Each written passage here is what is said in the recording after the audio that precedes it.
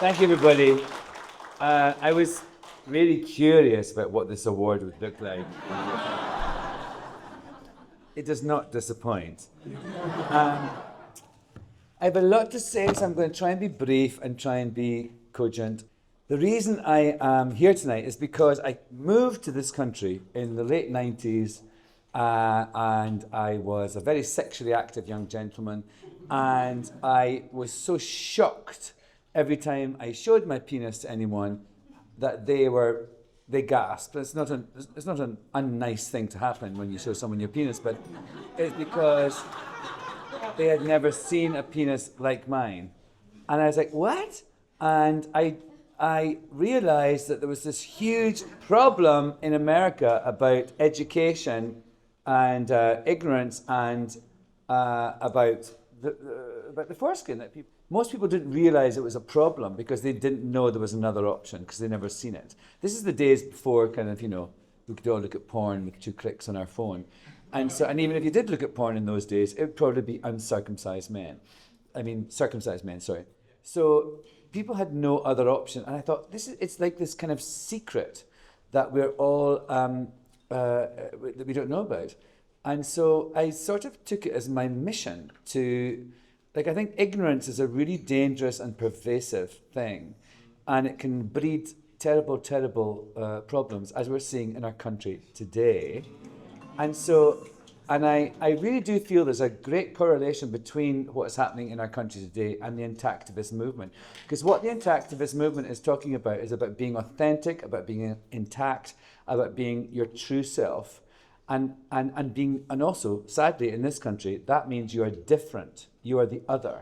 You're the person who is not normal. Like I talk in my show, Uncut, about how I feel when I first came to America. I felt like a freak because everybody was gasping at my penis because they'd never seen anything like it. And still actually, today I feel like a freak, but for other reasons.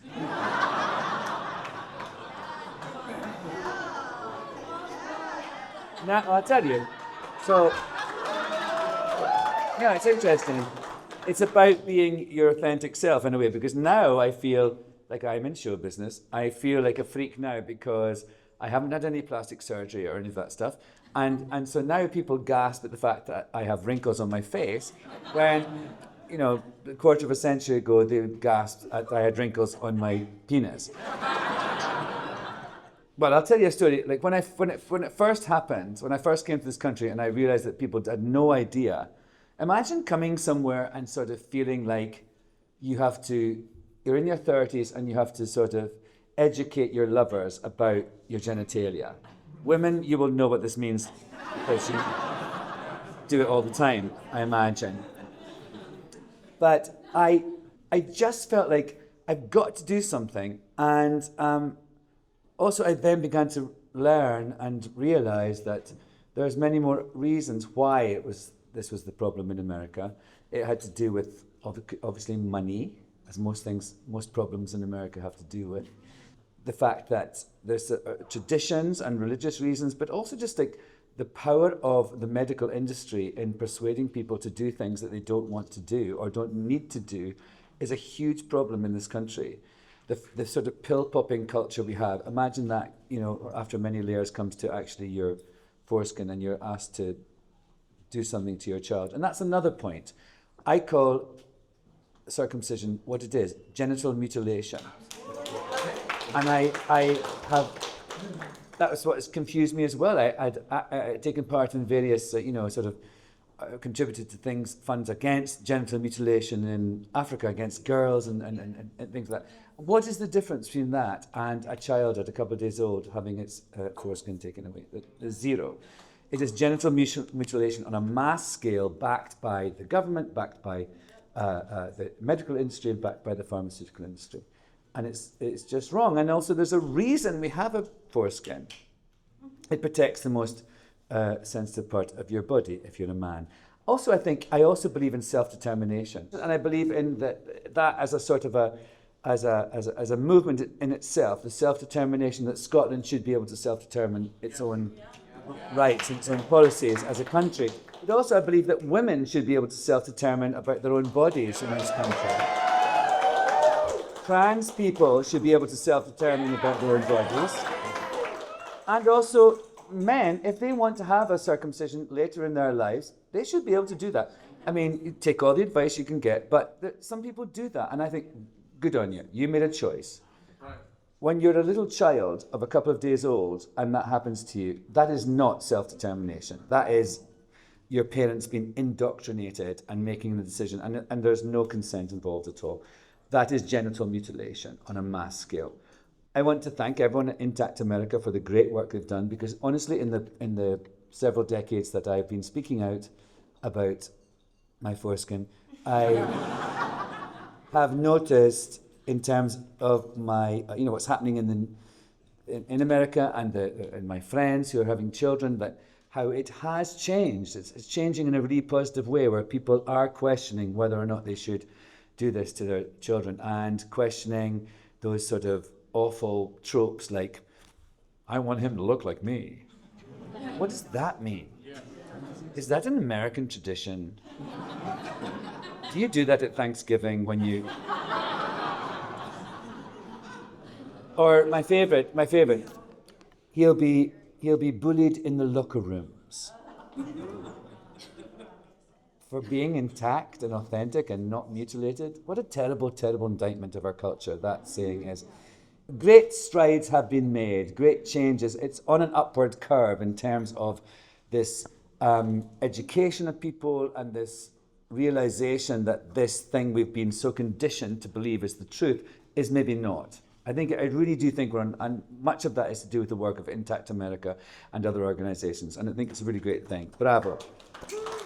But in Britain, most, it's not such a big problem there. It's not a thing at all, nearly on the same scale, circumcision, as it is here. But there is, it does happen. And I first became involved. I talked about my experience in America, and a British organisation got in touch with me. They're called 15 Square now. They were called something else then, and it's about foreskin health and anti-circumcision, and it's education and everything. It's really great. It's sort of a British version of Intact America, and I was doing a play in London. I sort of said I would talk to them and become a part of their campaign, and I said I'd be a patron. And so the 15 Square people came to meet me, and there were these sort of fuddy-duddy little doctors, little sort of, oh, Alan, we're terribly excited you're going to be a part of the whole programme. Thanks so much. It means such a lot to the whole. And I was kind of, fascinated by them, and because they have a thing about foreskin reclamation and all these things. It's pretty intense. And then they wrote me this letter, this very formal letter about my becoming a patron, and it's sort of, a kind of legally sort of binding sort of thing. And at the bottom of it, they said, thank you very much, Alan, and P.S., may the foreskin be with you. So I thank you all. I thank Intact America very much for this award. I do have skin in the game. I know you all do too. I think that we, right now, if we take this as a metaphor, an analogy, not this thing, but like the fact that we are all here tonight fighting against ignorance and fighting against people who are different and who are therefore scary because of their difference, then it's not such a big leap to realize that that's what's going on in our country right now. Anyone who is different, anyone who scares us, anyone who is the other, is pilloried, is legislated against, and is the enemy. And so I assume, but I also thank all of you for continuing this fight against ignorance and against this vilification of the other. And I do think that in this country, circumcision is part of that fight. And I just want to say thank you, and also may the foreskin be with you.